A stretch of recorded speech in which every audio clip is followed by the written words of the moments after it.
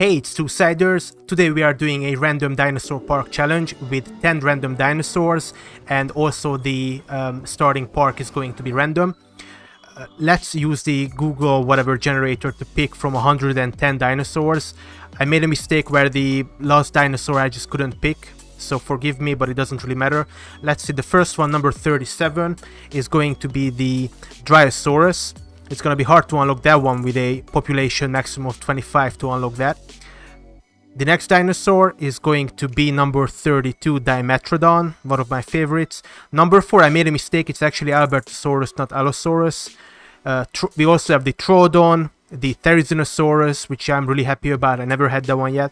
Synapsid, Nigersaurus, so we have quite a variety of families. Number 11, the Atrociraptor, really cool. Number 45, the Giganotosaurus, large carnivore. It's going to be really difficult to unlock that. We're going to have to get some strong traded dinosaurs and then sell them. And then because we didn't find a starter dinosaur, we're going to start with number 9, the Dracorex, that can be research unlocked. Number 6 is going to be Isla Nublar, the random park, which is a pretty good one. As you can see, everything is normal, except I'm going to turn on intelligent dinosaurs. That's going to be really difficult to deal with. I'll tell you why. I'm going to turn on infinite and unlimited traits. It doesn't actually have that much because you still need to pay for it, and you need to have really good scientists to be able to pay for those genes. Contracts are going to help me a little bit because we are going to start with low amounts of cash and high tax. It's pretty much impossible. We're gonna be dead in the water straight away. But I'm thinking maybe because the Dracorex is similar in cost to the Struthiomimus, we might be lucky enough with the storms where we can start the park with low amounts. Low amounts is, as you can see, $3 million. We're gonna begin by buying all the really boring utility stuff, and it's just gonna be really difficult to start. We're gonna have to get scientists that are 5 in logistics to get better electricity, because otherwise we just have to constantly pay for this generator, and that's pretty much a no-go. I really hate working with puffs in this game. It's really annoying, but whatever. Just a really basic layout. I'll start on flattened because removing the trees actually costs more than buying dinosaurs, so that's gonna help us a little bit as well. And for now, let's just get scientists. This first batch was really bad. Like I said, we need 5 logistics skills across like 2 or 3 scientists, so not always that easy. We do have a 5 logistics scientists there, but it's really expensive and we basically cannot afford it. Scientist cost is the biggest cost in the entire game. So I'm gonna reset, but before we reset, I'm gonna buy this girl because I really don't wanna get unlucky and then not have anybody cheap. So let's refresh, and we got some nice and cheap scientists, really cheap, 2,800 cost per minute. We also have some really expensive ones, 9k. The guy with the 9k is kind of expensive, but he has 5 logistics, so I'm just gonna buy him. It's gonna come in useful. He can do that by himself, which is really good. And we also need to get the Dracorex, and I made a mistake because I hired a scientist and I didn't realize that you can only do the Dracorex research with 2 scientists, so we'll need to hire someone. And I wanted to show you this. This is really satisfying. Just perfect circular exhibit. Delete the edges there. We're almost down to half of our money, more than half at this point. And I need to hire someone, so that's gonna be really expensive too. We are down to our last 700,000, but we did research the electricity, and let's go for the first Dracorex. Now I'm actually running out of money completely. I know that the Dracorex is going to cost me at least a couple $100,000 to do, but look at this, instantly saved us the sellable stuff that you get from the expedition, and that is basically. If we had bad luck there, I don't know if you can find less stuff, but also we got a pretty nice contract. Obviously, I'm going to choose something that we don't already have, so we need to improve our drink coverage. Unfortunately, I didn't realize that the only way to improve our drink coverage is to actually have dinosaurs. So look, we're actually going bankrupt right in these seconds. And the bottom right hand corner, we did release the Dracorexes, but of course the stupid little idiots don't want to go into their exhibits, and I still need to buy them water, I need to buy them ground nut, and I also need to buy them ground leaf. That is actually really expensive, so we'll try our best for now. I turned off the drink amenity because it takes about a minute. Even after like the dinosaurs have are visible from their exhibits, they're finally going in there to the guests to show up. I foolishly turn it back on, but that is gonna eat our money actually even faster. It's like an extra scientist almost. So yeah, as you can see, we are bankrupt. Of course, bankruptcy means nothing in the game. You can still continue, but basically the way it works is if you're going bankrupt and you actually don't have money to buy anything, you need to spend money to make money in this game. But luckily we also got the contract, so these Dracorexes actually started breaking out. But we are just about... We have pretty alright fences because these are kind of weak dinosaurs, so they didn't break out, they just damaged the fence a little bit. I'm gonna buy them just about enough ground leaf and ground nuts so they are 100% comfortable. And we have our little park here, only with drink amenity, so let's buy some more stuff, including food and gift shops and restrooms and hotels and everything. That's gonna help us a little bit.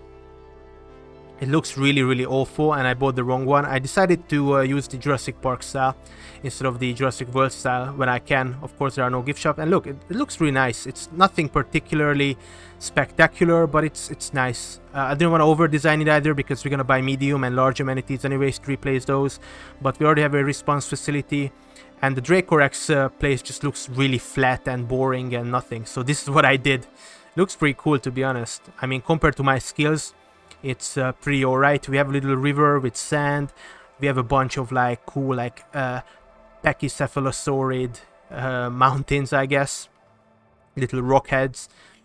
And later on I'm gonna buy more ground nut and ground leaf because we're gonna buy more Dracorexes. But look, a little happy family of Dracorexes. It's pretty nice. I also decided to buy not one but 3 hotels just to be extra. They have a little resort area here. With a little beach, I guess. It's nothing fancy, but we get a particularly bad storm where I bought some Dracorexes accidentally. Actually, not yet. We have our first storm here and we need to fix the fences ASAP. As you can see, I have 22k. No, we did buy the Dracorexes. This was the mistake. I spent all of our money on Dracorexes, new ones, and just in that 1 second, a storm broke out. And if the fences cannot be fixed, the dinosaurs are, I don't know what that, they're dangerous, whatever that claw mark is. It basically means that your park might as well be closed. So I had to sell our hotel to actually fix the fences, and I'm not gonna wait for the stupid jeep to do it. I'm just gonna do it right there and then. And we just about survived it, but again I had to sell our hotels, so that's kind of lame.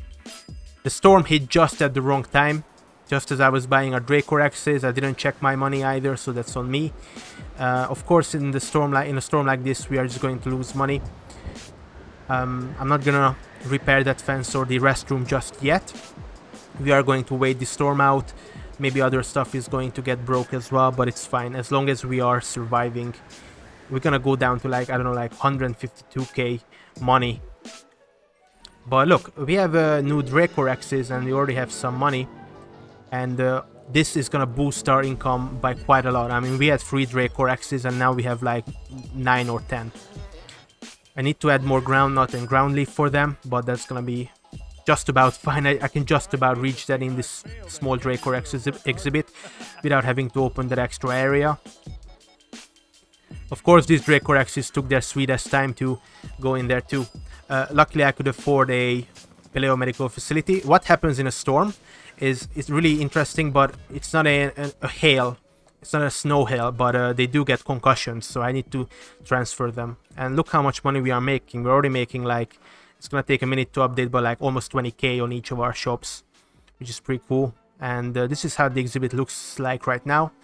Like I said, I added more, a little bit more forest, but mostly these ground nut trees, because they require those, and I was surprised, but we did fit into our exhibit. Unlike the next dinosaur we have, which is going to be the Dimetrodon. I wanted to make this entrance special, but I really hate how the game just doesn't let you place paths sometimes. It looks a bit goofy, but Unfortunately, you don't start the game with cars. I wanted to put a car between the entrance and then this part of the exhibit, so the guests don't have to walk. But I guess we have to do it like this for now. Just had like really long paths, because you only unlock car stuff and transport stuff at like 2 stars, even the rail. This is how the Dimetrodon exhibit looks like. They need a lot of sand. More on this later. I had a really annoying moment with the game where I was really angry about. But I ended up making about like, I don't know, like 9 or 10 Dimetrodons, so a similar amount to the Dracorexes. This is how our park looks like now. I did more stuff to the guest areas. It's nice enough, you know. It's not like a, I don't know, a famous Jurassic World YouTuber park or anything like that, but it's nice. I did paths behind the Dimetrodon exhibit, and it's really annoying because guests are going to miss the amenity stuff back there where the stupid back viewing gallery is. I really hate that about the game. The fact that you need to either place transport or amenity stuff and restrooms and freaking everything at viewing galleries right next to them. It limits your freedom a little bit, and I hate that. Now, like I said, the Dimetrodons need a lot of sand, and for the amount of Dimetrodons that I've created, 9 or 10, the amount of sand in this exhibit is almost exactly to the percentage correct. But these stupid Dimetrodons didn't actually want to explore the entire exhibit. So we'll see what happens with that. They look really nice though. I really like them. I really like this creature. I like really rare Triassic and pre-Triassic creatures. Look, one of them at the background is in the it's taking a scuba dive, I guess. It's just nice, you know. Pretty colors too. You have the green, you have the dark rocky, round sand. Here are some more Dimetrodons, all sorts of colors. I'm not sure if the white one is the movie version. I also like the green one at the back. That's pretty cool. I wish the sails were really different colors, like even blue and purple. I added more amenity stuff here. I'm not gonna add amenity stuff at the back because I just can't be bothered. And because the stupid Dimetrodons didn't want to explore the entire exhibit, as you can see, a big chunk is missing. It's missing like a couple percentage of sand, and now it got the common cold because we don't have enough sand in the exhibit, which I guess doesn't really make sense, to be honest. But I tried everything. I mean, at the end I even tried to, because they're losing health constantly if they have the common cold, and it could become like an actual big disease that you need to do. I tried to send them away with the Jeep, but it didn't really work. We even got a stupid storm, so I just had enough. I was so angry. I had enough. I added more sand, and now everything's fine. But of course, some of the Dimetrodons don't eat and drink properly, so they have reduced healths. So then the Jeep comes, the healing Jeep comes in. They start to panic, and then they don't eat again, and then the Jeep has to come in again. So it's kind of annoying sometimes, but it's a really pretty exhibit. I still really like it. There's a lot of space. Apparently not enough sand, but it is what it is. You just have to deal with it, Dimetrodons. They have actually 2 spots where they can eat meat. They have all this water they can drink, so they should be really happy. I designed a really similar exhibit. But yeah, subscribe for more, and I shall see you tomorrow with the next episode. Bye bye.